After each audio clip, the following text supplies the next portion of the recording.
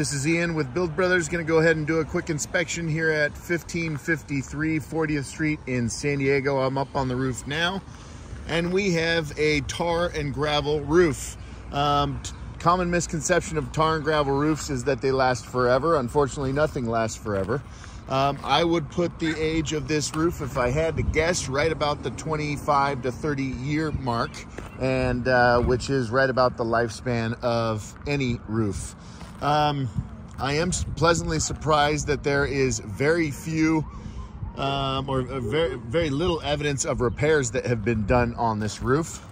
So first and foremost, anywhere where the gravel moves away from the asphalt, the sun is going to dry out the oils in the asphalt, and it's going to begin to wear out over time. As soon as the fiberglass is showing, like we have there in several spots on this roof, we start to know that the roof is kind of at its age and will most likely begin to fail.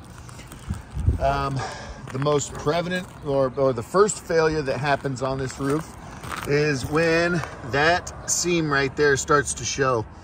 And basically it is the asphalt and the plies or the tar paper that are beginning to peel away from the drip edge. And once that happens, the roof is pretty much shot.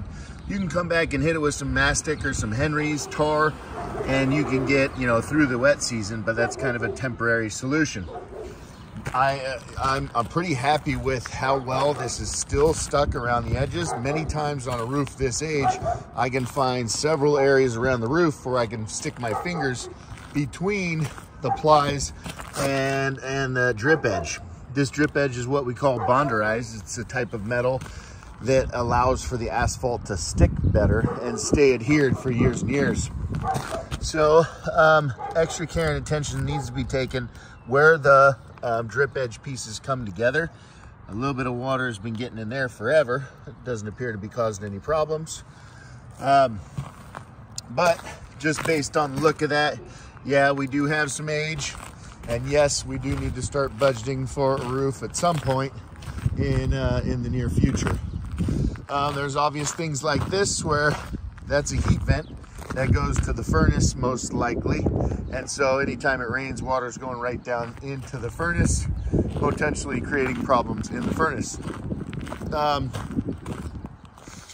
Whoever installed this dish long ago, that's been dead for a while, but they just bolted right through the roofing material.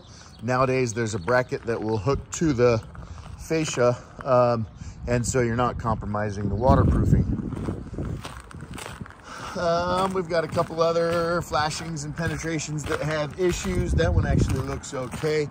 It was this one here where it was never sealed properly. You can see this gap right here, and somehow, miraculously, that has not been allowing water in or not causing problems, or at least enough problems for the tenant to know.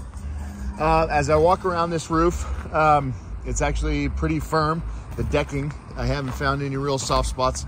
A lot of times I'll be walking around on a roof like this and it'll feel like I'm gonna fall through in certain areas. But you'll see consistently that anywhere where the gravel is gone, the asphalt is very, very badly worn. And this roof actually looks pretty decent in that way. A lot of times when big palm trees overhang the roof, the palm fronds will brush the gravel away, exposing the asphalt, and that does create issues over time. There's kind of a funky little detail here where we've got drip edge on top of the material, and so I'm surprised that's not creating an issue. But for its age, it looks okay. Does that mean it's gonna last another 10 years? Absolutely not. But you probably could get this roof a couple years down the line.